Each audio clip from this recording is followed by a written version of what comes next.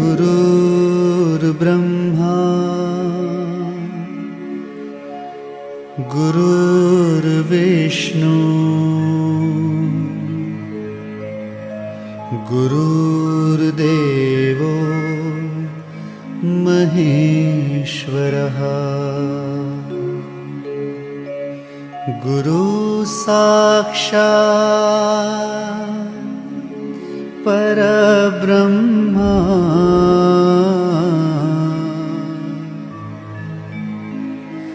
तस्मै श्री गुरुवे नमः।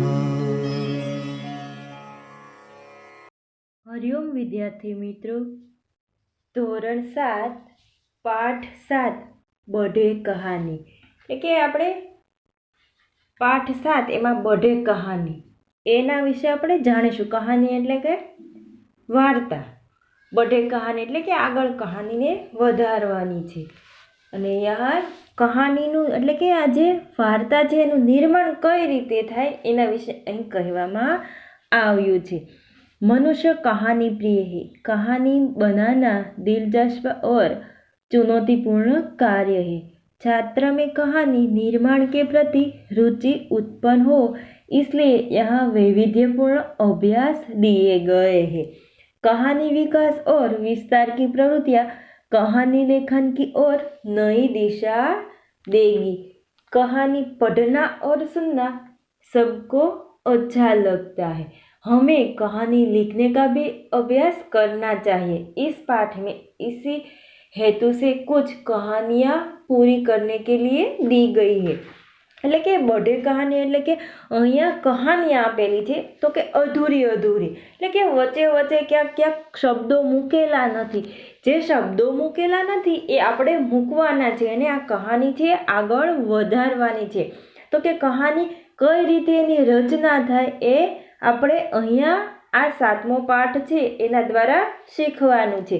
તો કે અહીંયા એક કહાની આપેલી છે તો કે કહાનીનું નામ શું છે તો કે કૌવા ઓર મુર્ગી, તો કે કાગડો અને મરઘી। તો કે એના વિશે કહાની છે એ આપણે પૂર્ણ કરવાની છે।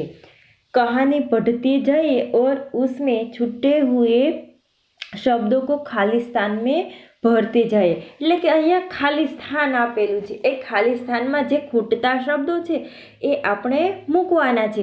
તો કે પહેલાં આપણે જે છે કહાની એમાં ખૂટતા જે શબ્દો છે એ ખૂટતા શબ્દો આપણે પહેલાં મૂકી દઈએ, પછી એ કહાનીનું ભાષાંતર કરીશું।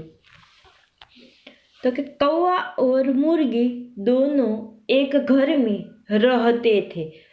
અહીંયા ખાલી જગ્યા હતી ત્યાં શું કરવાનું रहते थे। कौवा दाना लाता था, मुर्गी भी दाना लाती थी। ऐसा करते करते घर में बहुत दाना जमा हो गया। एक दिन कौवे ने कहा, मैं चावल लेने जाता हूँ, तू घर का दरवाज़ा बंद रखना, नहीं तो कोई दाने ले जाएगा।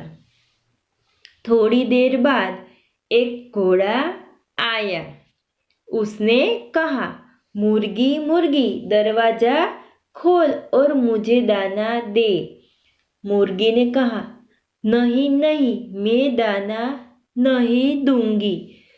घोड़े ने कहा, मुर्गी मुझे दाना दे, मुझे बहुत भूख लगी है। मुर्गी को दया आ गई, उसने सारे दाने घोड़े को दे दिए। अब वह सोचने लगी, कौवा दाना मांगेगा तो मैं कहाँ से दूंगी। मुर्गी बहुत घबरा गई। जब कौवा दाना लेकर घर लौटा तब मुर्गी चक्की के पीछे छिप गई। कौवे ने आवाज लगाई, मुर्गी मुर्गी तू कहाँ है। डर के मारे मुर्गी चुप रही, एक आवाज भी નહીં નિકાલે। એટલે કે અહીંયા સુધી આપણે કહાની રાખીશું અને એમાં જે ખૂટતા શબ્દો છે એ આપણે પૂર્ણ કરી લીધા છે। તો કે હવે એનું ભાષાંતર કરીશું એટલે કે એનું ગુજરાતી કરીશું જેથી કરીને તમને કહાની છે એ સમજાઈ જાય। तो कि कौवा और मुर्गी दोनों एक घर में रहते थे એટલે કે કાગડો અને મરઘી છે એ બંને એક ઘરમાં રહે છે. કૌવા દાણા લાતા था એટલે કે કાગડો દાણા લાવે છે. મુર્ગી भी દાણા લાતી थी એટલે કે મરઘી પણ છે એ પણ દાણા લાવે છે. ऐसा करते करते घर में बहुत दाना जमा हो गया એટલે કે એવી રીતે કરતા કરતા ઘણા એટલે કે ઘરમાં ઘણા બધા દાણા ભેગા થઈ જાય છે.